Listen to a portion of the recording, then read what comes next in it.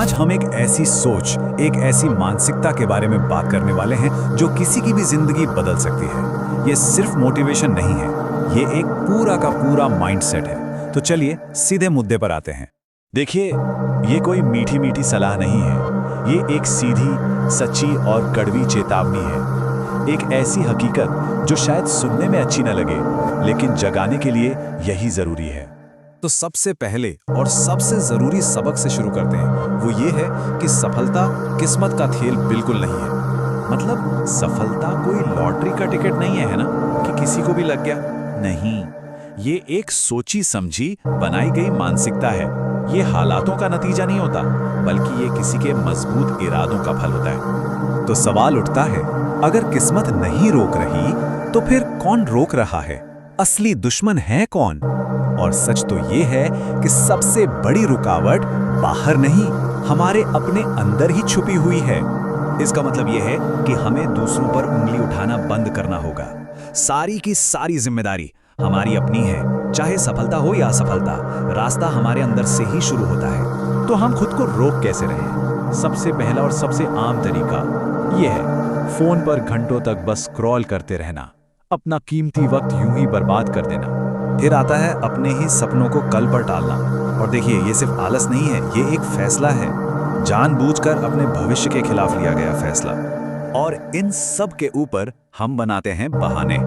अंत में ये बहाने और कुछ नहीं, बल्कि वो दीवारें हैं जिन्हें हम खुद अपनी ही तरक्की के रास्ते में खड़ा कर देते हैं। तो फिर इस मानसिकता की लड़ाई को जीता कैसे जाए? देखिए, ये एक चुनाव है। हर किसी को ये चुनना ही होगा कि उसे किस तरफ रहना है।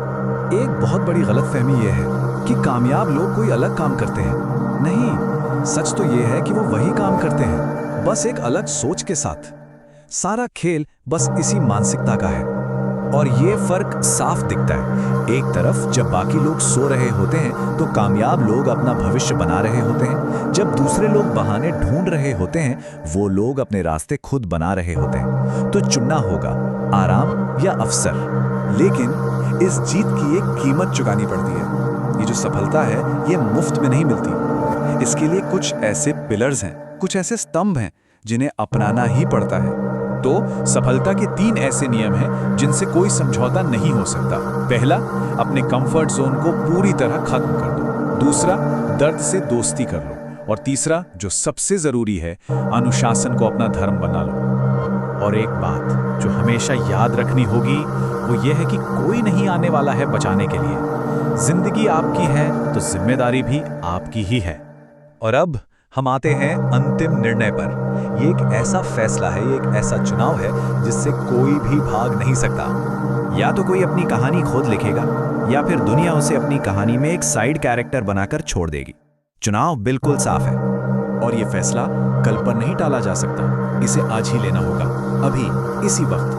क्योंकि ये याद रखना जरूरी है कि इंतजार करना भी अपने आप में एक फैसला ही है, हमेशा के लिए औसत बने रहने का फैसला। तो आखिरी और सबसे बड़ा सवाल यही है कि कलम किसके हाथ में है? और इस सवाल का जवाब हर किसी को खुद ही देना